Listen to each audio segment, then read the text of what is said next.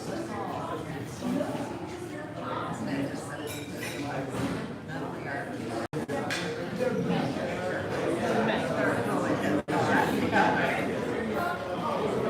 then we have the mocha on the way.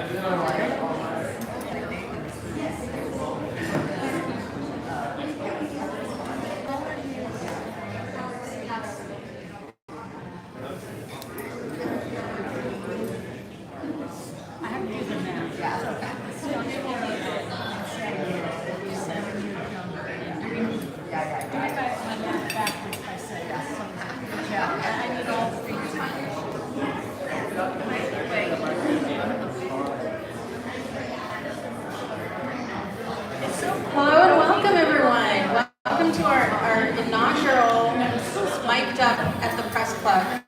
Thank you all for being here. I am here to introduce our presenters for the afternoon. This is James Patrick Dillon, who you're here to discuss his work with our arts and culture writer here at the paper, Aga Popeda. So here you are.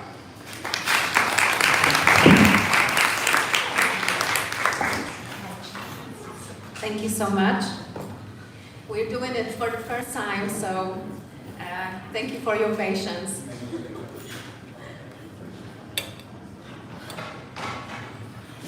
Check. Yep. So I hope that some of you read the story from this week issue of the Weekly, a conversation with James Patrick Dillon here.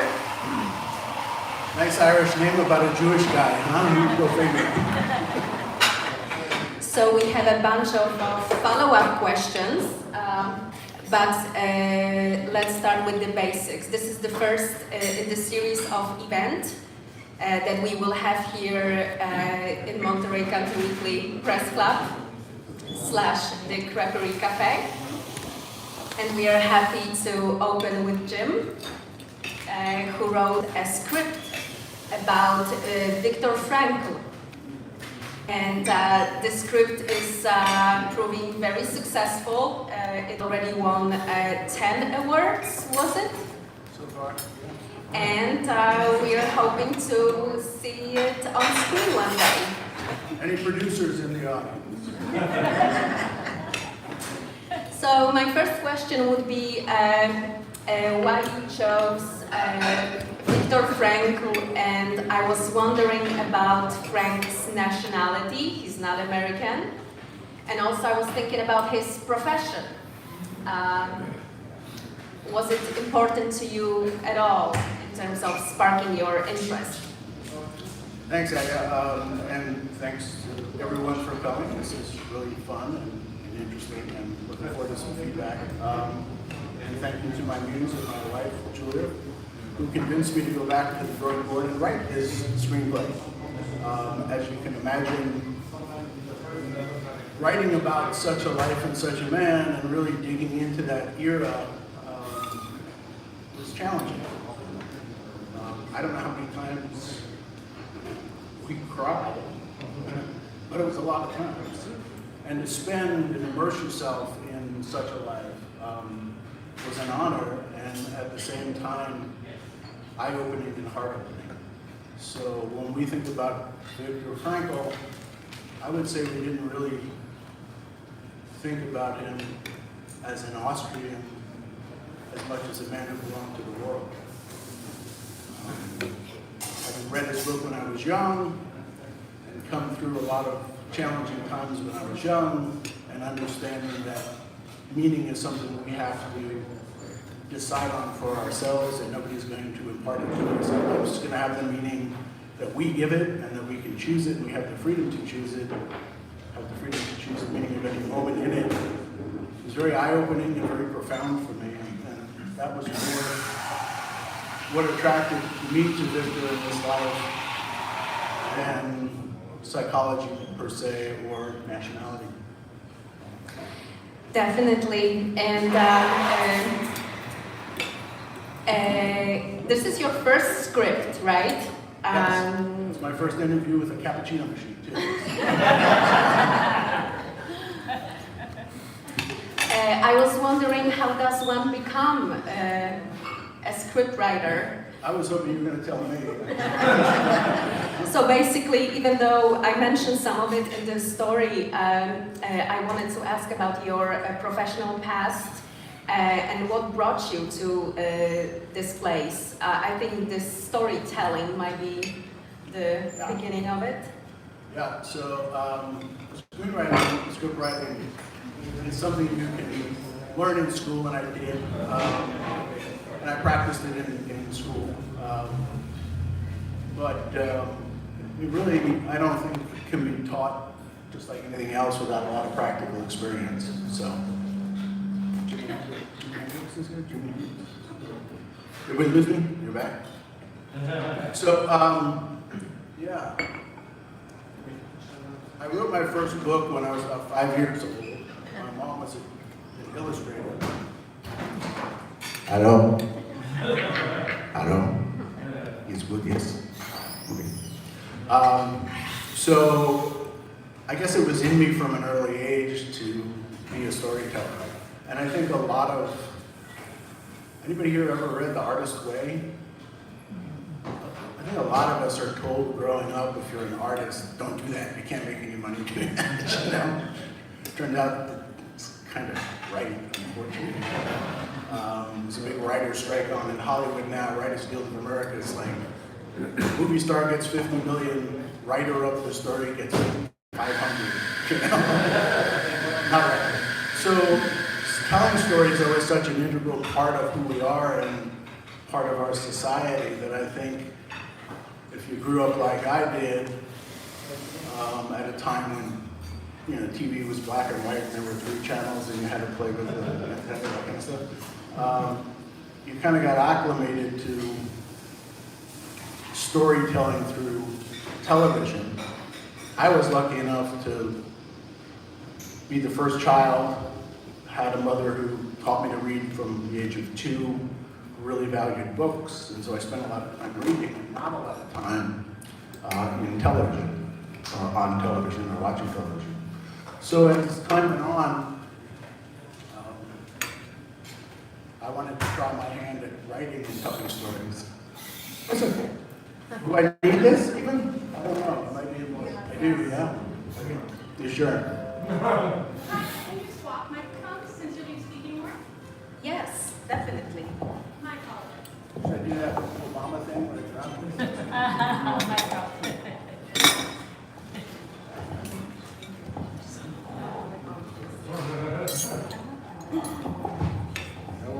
The rest of you that turn off your phones.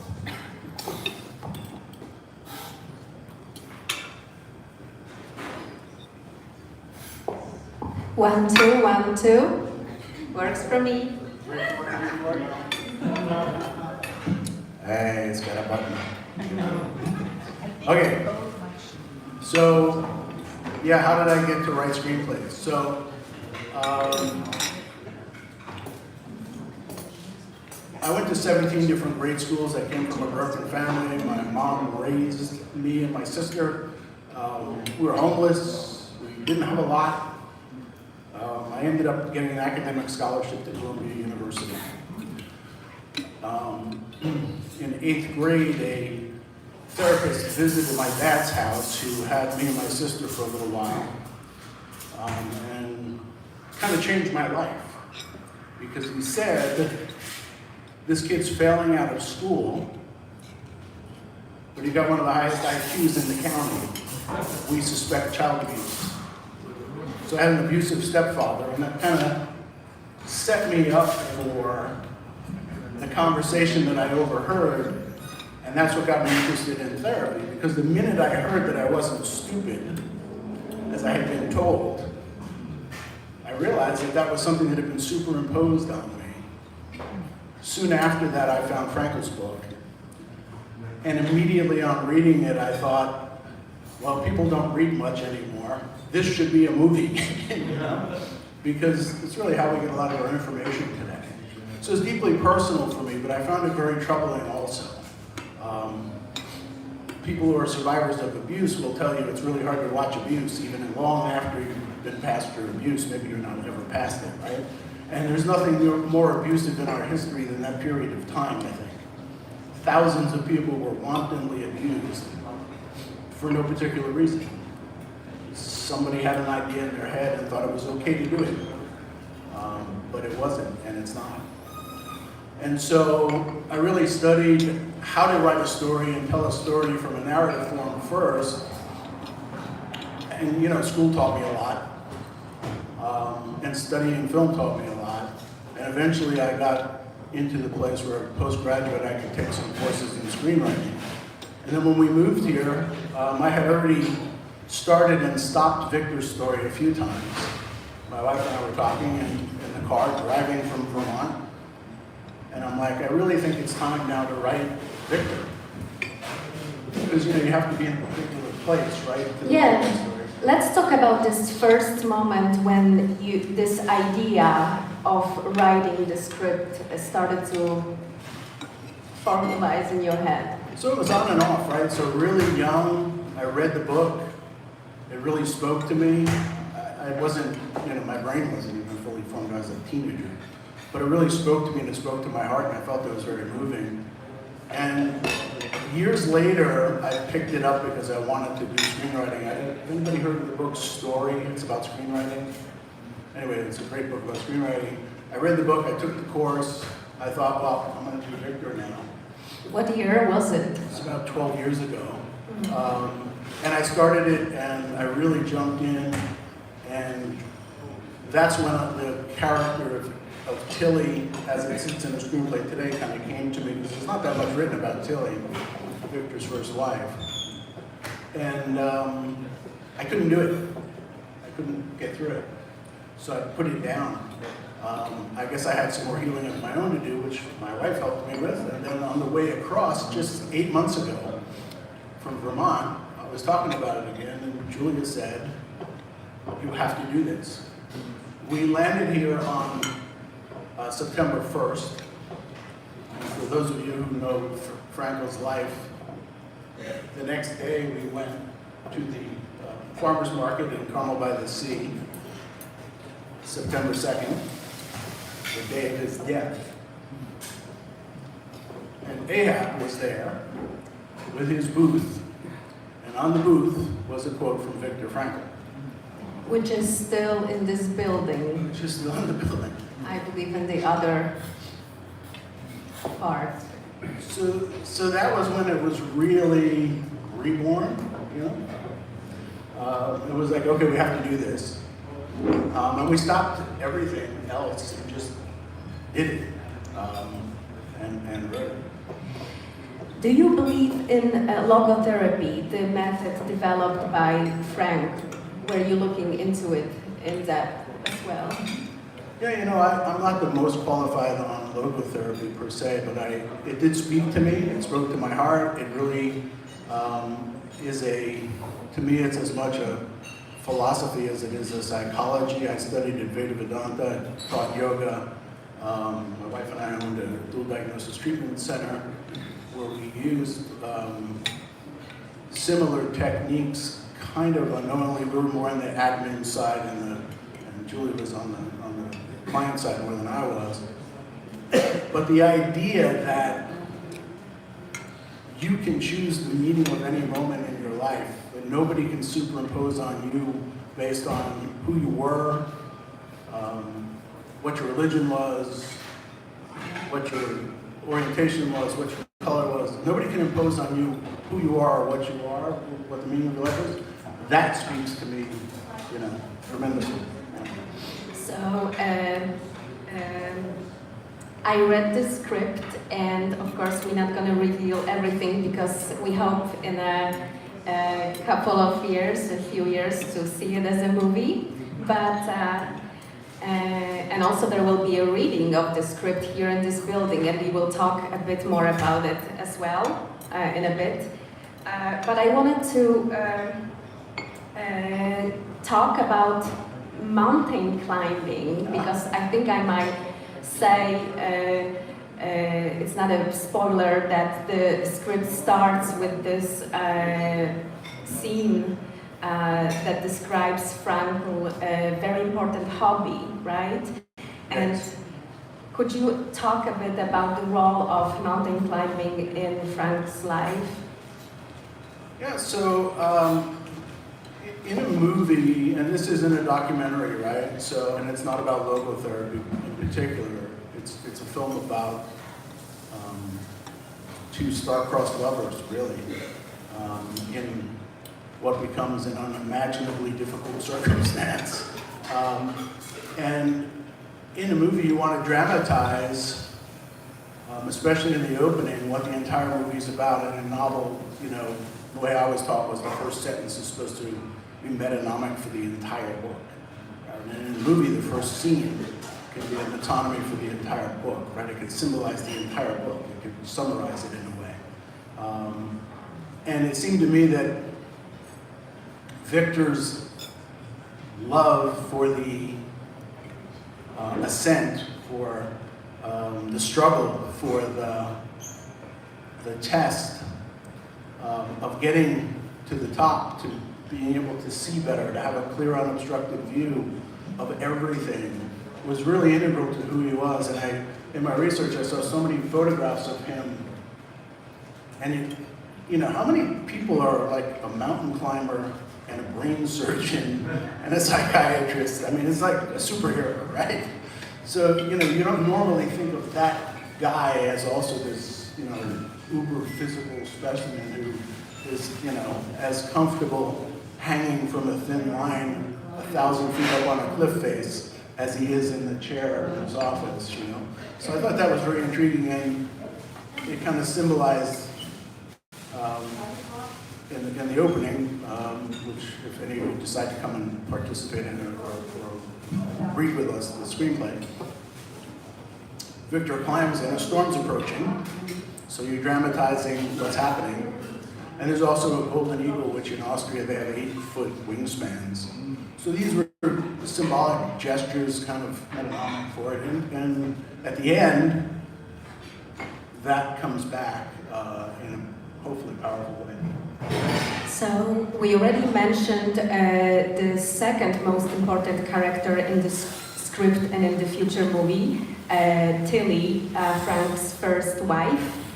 And she's definitely not the only character, not even the only romantic character, may I say. So could we talk a bit more about those secondary people like Heidi, for example, or even various German characters? To which extent you created them, and to which extent it is based on historic sources? I know that you've done a tremendous job of spending time with the period.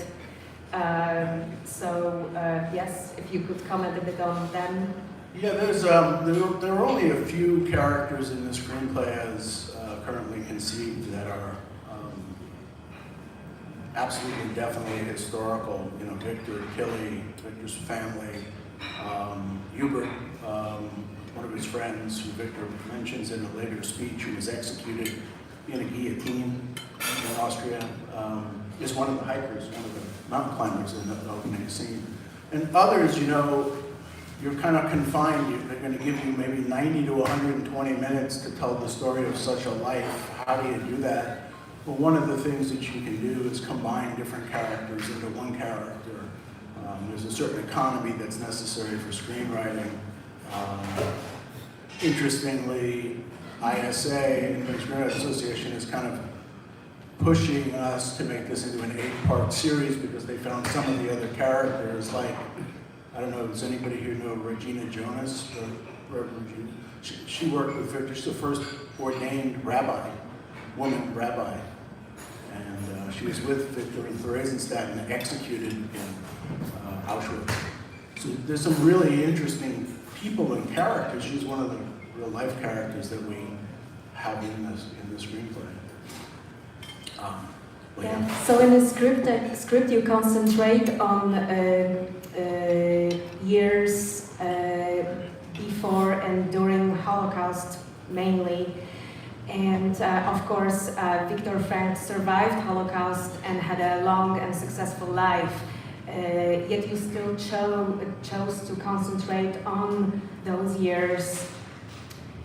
Why? I wanted to write the story as a love story. Yeah. I think it endures as one, although Victor, understandably, doesn't touch on it too much in his writings, at least not the ones that I was able to access. Even afterwards, he doesn't, he mentions the context of what happened to Tilly, and he calls it unspeakable a number of times in a number of interviews and a number of books. And it really was unspeakable. It's very difficult for me to find confirmation of what actually happened to her, and I'm not going to tell you. Because hopefully you'll come and we'll do the reading and you guys will help me make it even better. But it's incredibly tragic and poignant, and I think it's what gives Victor the right to say what he says. And for all of us to say, you know, he's a baker who ate his own strudel, yeah? You know, he had a right to tell us because of what he went through. Do you think his work would be very different from what it turned out to be if not for his Nazi camp experience? With all humility, not for me to say, but do I think, yeah? Yeah. Again, you know, when you even just observe, like as a reader, you know, you get this incredible experience where you kind of experience what you're reading. Even if you were in a movie, you can be immersed in it, you know. And of course, we get to go home, we'll put the book down. But to have lived that, I don't see how you could have survived that and not had an incredibly profound impact. I think the difference between, you know, and Victor had literally thousands of female suiciding patients before and in the very beginning of the war when he was still practicing at Rothschild and you know, before that. But having been through that had to have had a huge impact, yeah.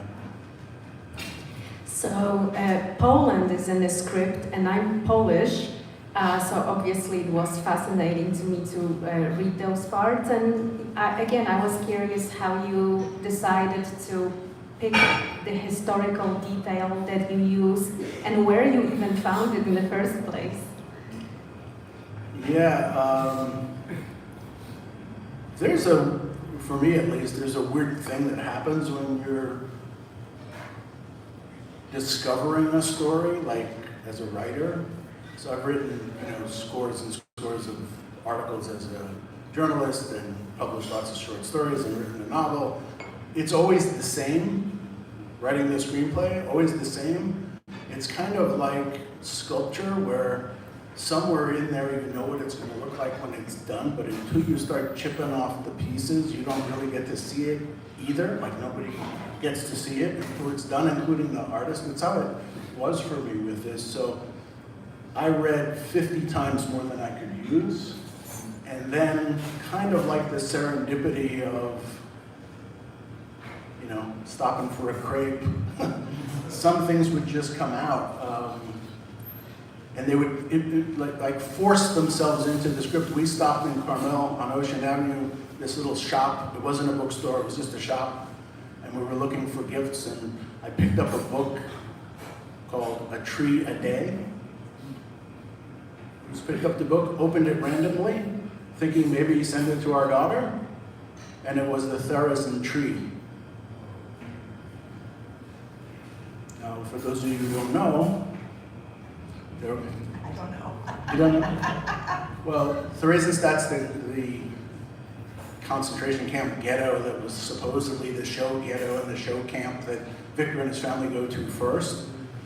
And one of the teachers of the children there smuggled in a tree and had the children save their little rationed water and water that tree.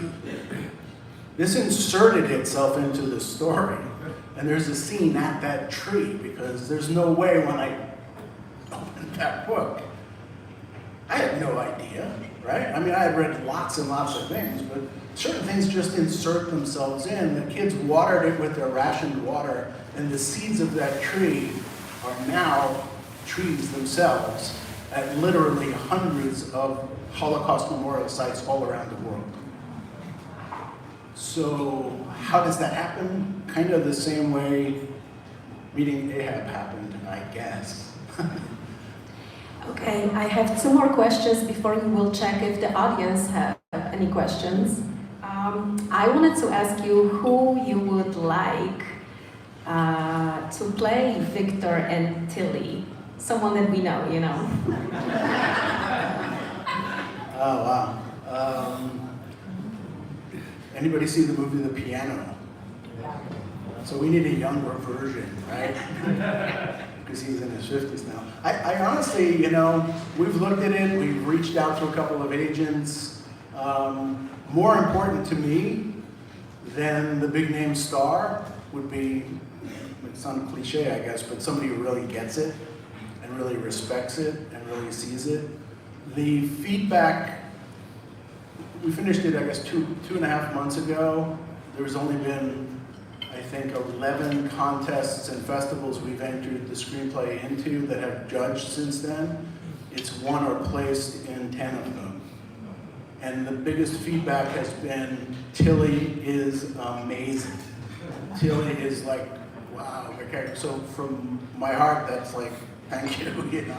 So who would play her? I don't know. I gotta say that the script is sexy, so someone sexy. That's interesting. I hadn't thought of it that way. All right. Can we then end this part with you telling the audience a bit about the reading that that Ehab and Jim will have here of the script here in Creperie Cafe? Would you tell the audience a bit about it? Yeah, we haven't picked a date yet, but one of the things that is really helpful to a writer, and I have written shorts, and I've written, produced, and directed short films, won awards for them, written, produced, directed industrials and commercials. So it's not like I'm new to screenwriting, but for feature writing I am. But what always helped me with those, and what would be tremendously helpful, is to hear it, and actors to do a live reading, or people who just have a real interest in it, who can get their sides or the lines of a character and hear it out loud, you know? One of the things you do in editing is you read it out loud, or have somebody read it to you so you can see if the dialogue plays. And we did that, like I said, we cried so many times reading the script.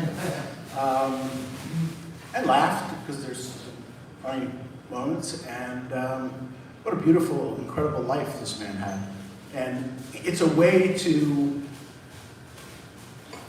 experience it separate from in my head, right? So we're talking about putting up some posters, putting some ads, recruiting some actors, asking an audience in, and can we get some feedback? What do you think? What works? What doesn't work? You know, there's these things called beats in every scene where it's supposed to, if it starts out positive, the scene's supposed to end up negative. There's all these things and these rules, and it's like they give you all these, and you're supposed to make your puzzle work inside that realm for screenwriting, right? And does it work? Well, you don't really know until you hear it out loud. Now, it's been great to get coverage, professional coverage, is when somebody reads it and tells you what's good about it and what they think you can fix. But we haven't really heard it.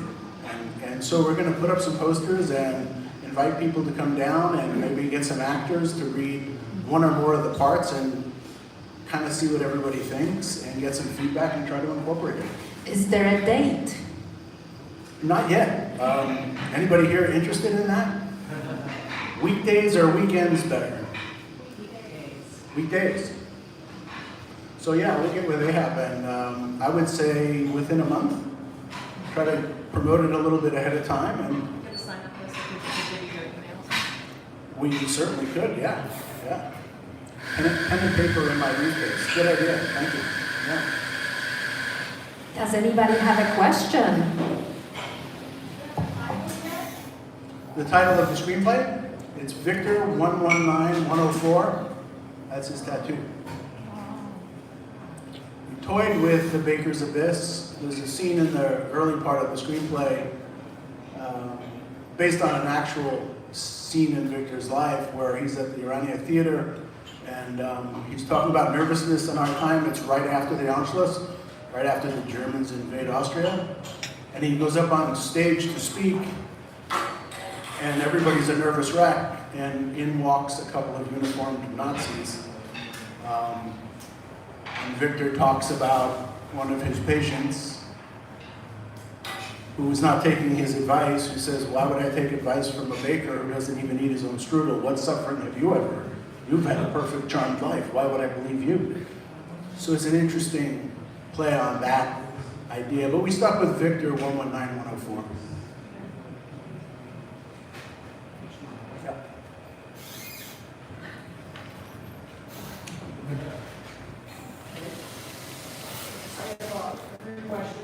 Three. You pay extra for that.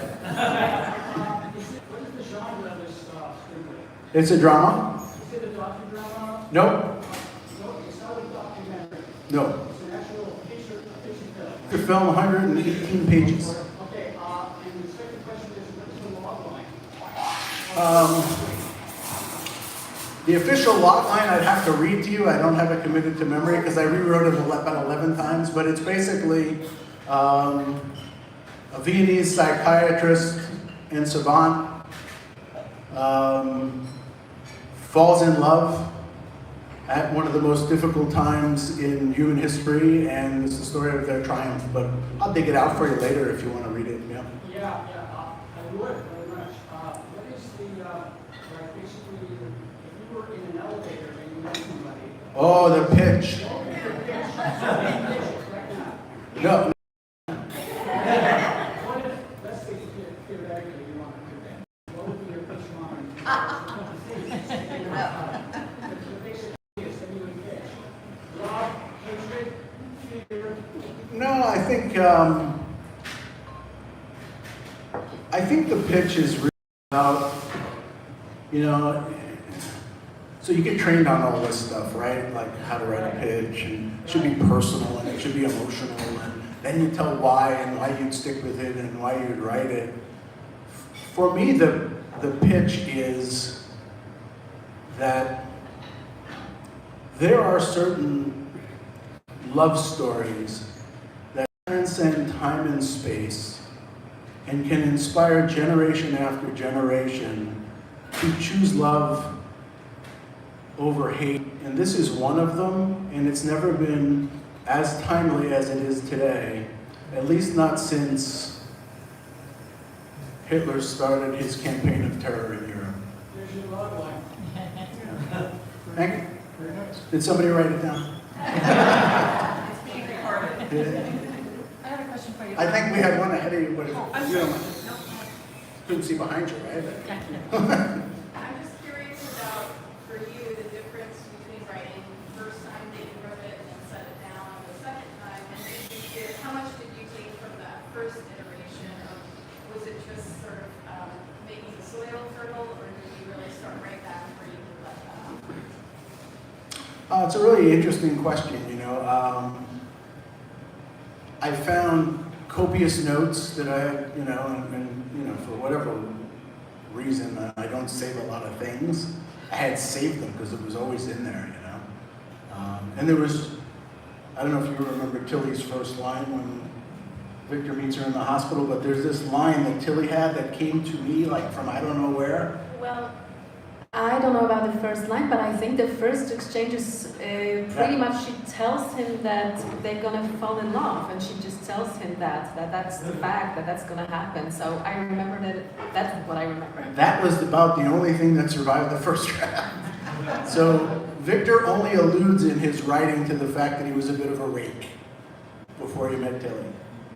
He's significantly older than her, but he says, I was a young man, I was a man about town, I was pretty famous. He doesn't say like he was abusive, he doesn't say that he was all over the place, but he admits that, he lived. And one of the people that he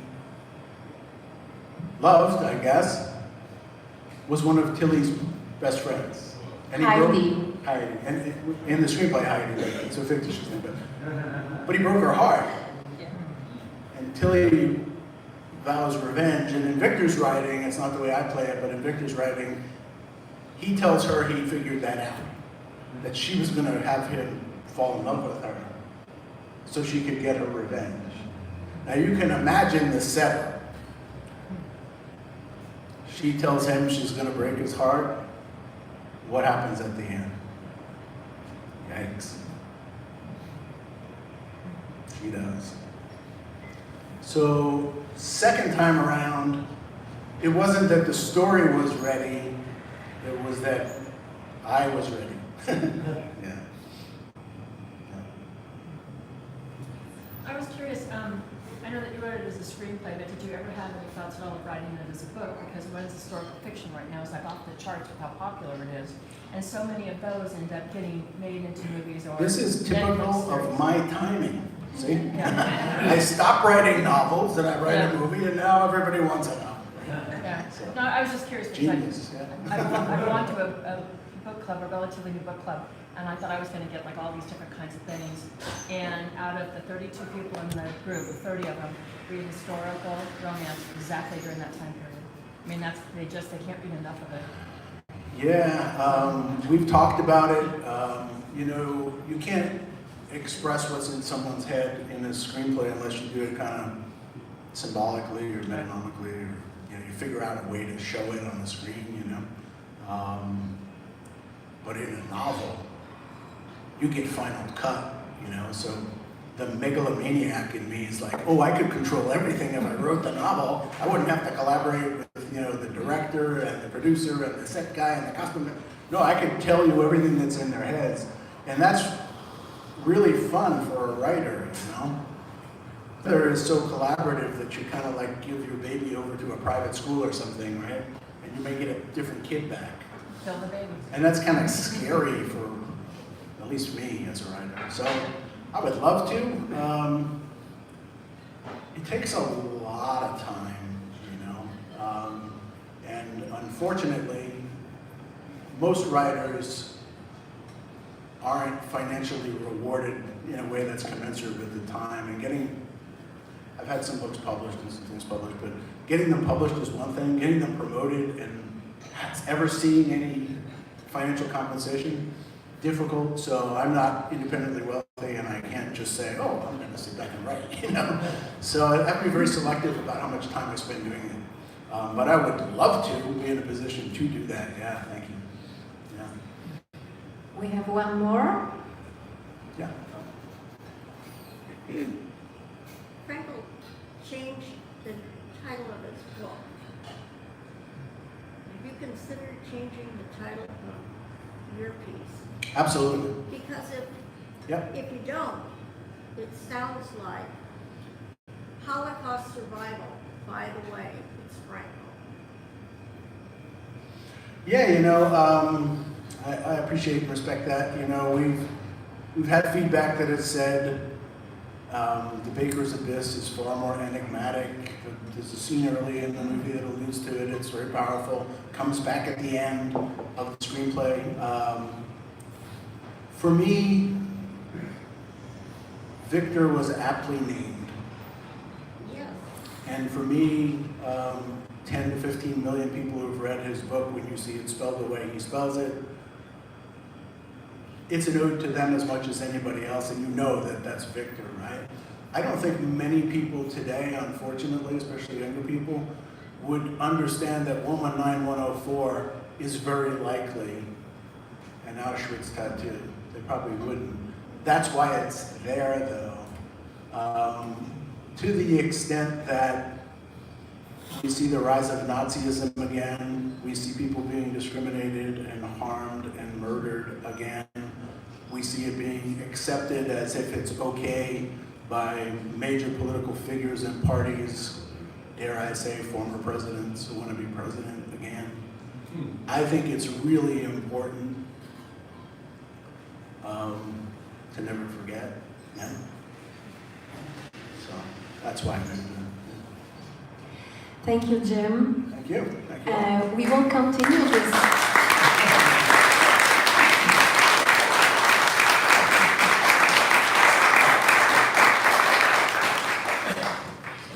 We will will continue this journey with Jim, hopefully, and we are very curious what will come next. Thank you so much for coming. Thank you for bearing with us through all our mic hiccups. This is the first time for us, and next month we will be more organized, hopefully. Thank you so much. Thank you.